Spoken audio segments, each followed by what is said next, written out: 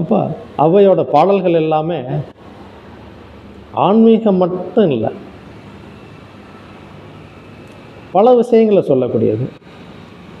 அப்போ அந்த பாடல்களை உட்கருத்தை நம்ம உணர்ந்து நம்ம கடைப்பிடிக்க ஆரம்பித்தோம்னா இறையருள் நமக்கு கிடைக்கும். அடுத்து ஆப்த வாக்கியத்தில் ஒரு பாடலை பார்த்துருவோம்.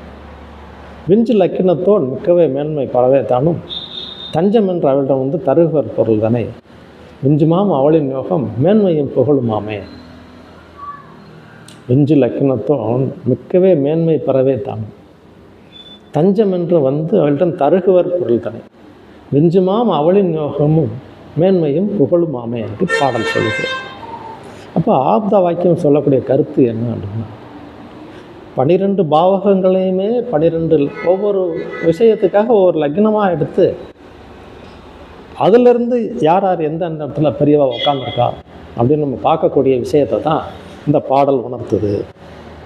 அப்போ சாரம் பெற்ற விதம் அந்த விஞ்சு லக்கினத்தில் யார் இருக்கிறா, வியம் 12 விஞ்சு 11. இப்போ 11ஆம் மாதி எப்படி இருக்கிறாரு, யாரோட சேர்க்கை, அந்த இடத்துல யார் இருக்கிறா, இதெல்லாம் நம்ம பார்க்கும்போது மேன்மை பெறவே மிக்கவே மேன்மை பெறவே தானே. நல்லா சிறப்பாக இருந்திருந்தா அது ஆணாக இருந்தாலும் பெண்ணாக இருந்தாலும் தஞ்சம் என்று தருகல் பொருள் தானே. கிராமங்களே சில இடங்களே நம்ம பார்க்கலாம், ஒரு பெரிய மனிதர்கள் வீட்டுகளிலே ஒரு சில பொருளை கொடுத்து வச்சு ஒரு சீசனுக்கு கொடுத்து வச்சு அப்புறம் திரும்ப வாங்குவாங்க. ஏன்னா இந்த இடத்துல கொடுத்தா அது இருக்கும், நமக்கு திரும்ப கிடைக்கும் அப்படிங்கிற வழக்கத்தில் இருந்து அவங்க வாழ்ந்தவங்க. அந்த மாதிரி இன்னும் நிறைய இடங்கள் இருக்குது, இப்பவும் இருக்குது, இன்னமும் கிராமங்களில் அந்த நடைமுறைகள்லாம் இருக்குது. அவள்கிட்ட கொடுத்து வச்சோம்னா நம்ம திரும்ப வாங்கிக்கலாம், வேணுங்கிறப்ப வாங்கிக்கலாம் அப்படின்னா தான் மிக்கவே மேன்மை பெறவே தானும் தஞ்சம் என்று தருகல் பொருள் தானே. நிறைய பேர் தஞ்சம் அடைஞ்சு எங்களை பாதுகாத்துக்குங்க, எங்களுக்கு திரும்ப கொடுங்க, கேட்குறப்ப கொடுங்க, அப்படின்னு வச்சுருங்க அப்படின்னு கொடுப்பாங்க.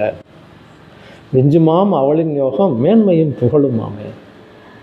அவளுக்கு சகலமும் கிடைக்கக்கூடிய யோகங்கள், சகல வஸ்துக்களும் கிடைக்கக்கூடிய யோகங்கள், புகழ் மேன்மை அடையும் அப்படின்னு பாடல் சொல்லுங்க. அப்போ விஞ்சு லக்கினத்தோன் மிக்கவே மேன்மை பெறவே தானும் தஞ்சம் என்று தருகல் பொருள் தானே விஞ்சுமாம் அவளின் யோகமும் மேன்மையும் புகழுமாமே அப்படின்னு பாடல் சொல்லுது.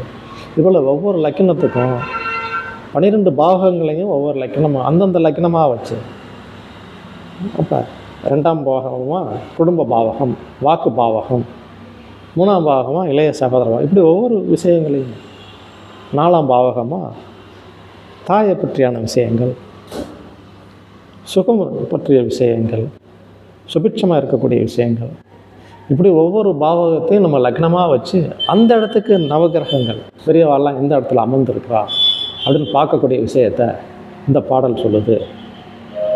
விஞ்சுமாம் அவளின் யோகம் மேன்மையும் புகழுமாமே விஞ்சு லக்கினத்தும் மேன்மை பெறவே தானும்.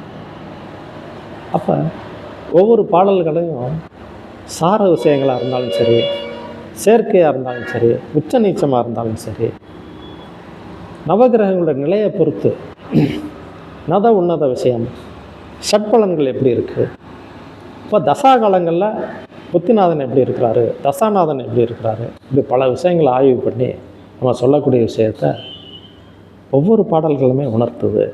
அதை நம்ம அறிஞ்சு அதன் பிரகாரம் ப்ரொடெக்ஷன் கொடுக்கணும்.